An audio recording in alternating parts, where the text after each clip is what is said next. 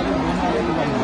కానీ వాళ్ళకి సరైనటువంటి సరుకులు నిర్వహించలేకపోయింది. దీనికి ఎవరు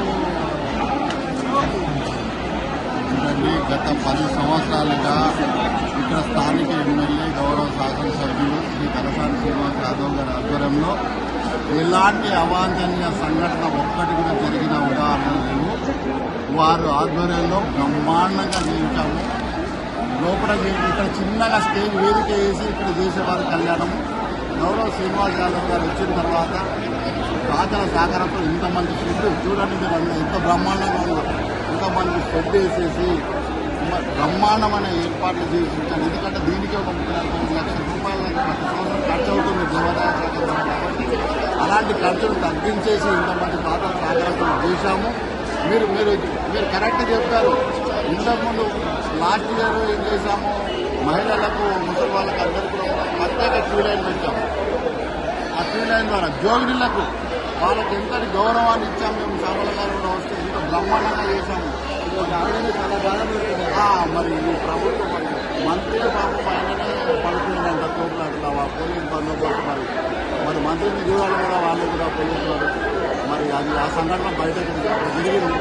మేము కూడా చింతిస్తున్నాం, నేను బాధపడుతున్నాను. ఎందుకంటే ఇది అందరినీ మంత్రి అంటే ఆయన బాధ్యతకు వచ్చిండు, వేరు కోట్ల వారు కూడా బాధ్యతతో ఆయన గౌరవంగా తీసుకురావడం మరి ఎక్కడ పొరపాటు జరిగింది నాకు తెలియదు.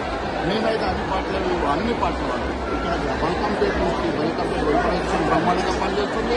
మేము ఇక్కడ మాజీ ధర్మకర్త 4 బోర్డు మెంబర్గా చేస్తున్నాము. మేము మా వంతు సహకారం మాత్రం మేము భక్తులపై దృష్టి పెట్టాం.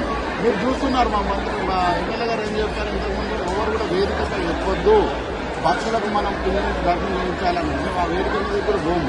ఎందుకంటే మనకు కావాల్సిన భక్తులు వీళ్ళు ఇబ్బంది పడకుండా వీళ్ళందరినీ స్కూల్ చక్కగా పంపించాలి. ఎక్కడ సొమ్ము తిల్లకుండా వాళ్ళకు వాటర్ సేవన ఫెసిలిటీ మనం ఇస్తున్నాం కాబట్టి వాటర్ వర్షాలు బ్రహ్మాండంగా సీజీఎం గారు డిఎం గారు ఆ వాటర్ వర్షాలు అయితే చాలా కష్టపడుతున్నారు.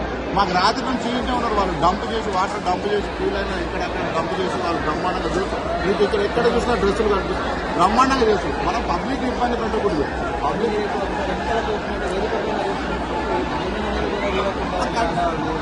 అంటే గతంలో ఇటువంటి చర్యలు ఎటువంటి విధానం లేదు. సమస్యలు ఇబ్బందికరంగా మీరు అన్నది గతంలో శ్రీనివాస్ యాదవ్ గారు కూర్చొని దగ్గర ఉండి చెప్పేవాడు, ప్రశాంతంగా చేసుకోండి బాబు తోపులాట చేసి ఆయన మీద రెస్పెక్ట్ గౌరవంగా ఉండేవాళ్ళు. మరి బాధ్యత వాళ్ళు చూసుకోవాలి. వచ్చిన వాళ్ళు మంత్రులు కానీ వాళ్ళు తీసుకోవాలి, వాళ్ళు ఇంకా తీసుకోవాలి. మనం ఇప్పుడు దాని గురించి తప్పకుండా ఎంచకుండా ఇప్పుడు మన ఎంతగా ఏమవుతుందనేది మేమైతే బ్రహ్మాండంగా పనిచేస్తున్నాం. భక్తులకు ఇబ్బంది కలగకుండా మా శ్రీనివాస్ యాదవ్ గారు సంప్రదిస్తున్నారు. మమ్మల్ని ఫోన్ ద్వారా వాళ్ళకి సూచనలు ఉన్నాయి.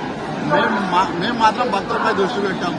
వాళ్ళకి ఎక్కడ ఇబ్బంది కలగకుండా మేము వారికి దర్శనం చేయించాలా, మా బాధ్యత ఇది. మేము తప్పకుండా కార్యక్రమం మేము కూడా చూస్తాము. ఆ వేదిక కూడా ఎలాంటి సంఘటన జరగకుండా శాంతియుతంగా మనం అందరం దర్శించుకున్నాం.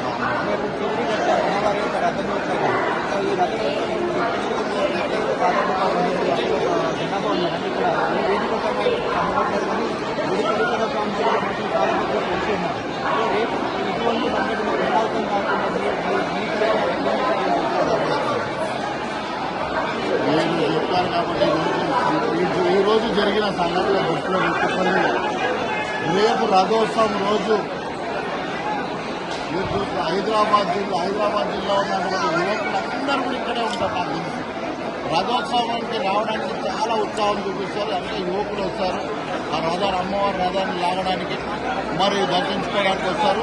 ఇప్పటి నుంచే ఉన్నారు వాళ్ళు. రేపు రథోత్సవానికి అంటే చూసాము. మరి అందరు భక్తులు అయితే ఈ భక్తులు మంచి కూలీల ద్వారా వస్తున్నారు,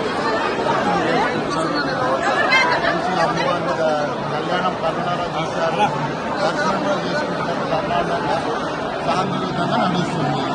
ఇంకా మీరు ప్రోటోకాల్ వివాదం అంటే మాకు ఇక్కడ ఉన్నటువంటి స్థానికులమే కానీ అన్ని పార్టీలకు అతీతంగా ఏ పార్టీ అయినా కానీ బీజేపీ లేదు, తెలుగుదేశం కాదు, టీఆర్ఎస్ కాదు, కాంగ్రెస్ కాదు, అన్ని పార్టీలకు అతీతంగా మేము అందరం కూడా స్థానికంగా అందరం వాళ్ళని తీసుకుంది.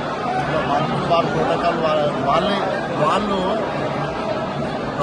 ప్రభుత్వాన్ని నడిపే వాళ్ళే వాళ్ళు ఇబ్బంది పడితే మరి భక్తులకు ఎవరు చూడాలా?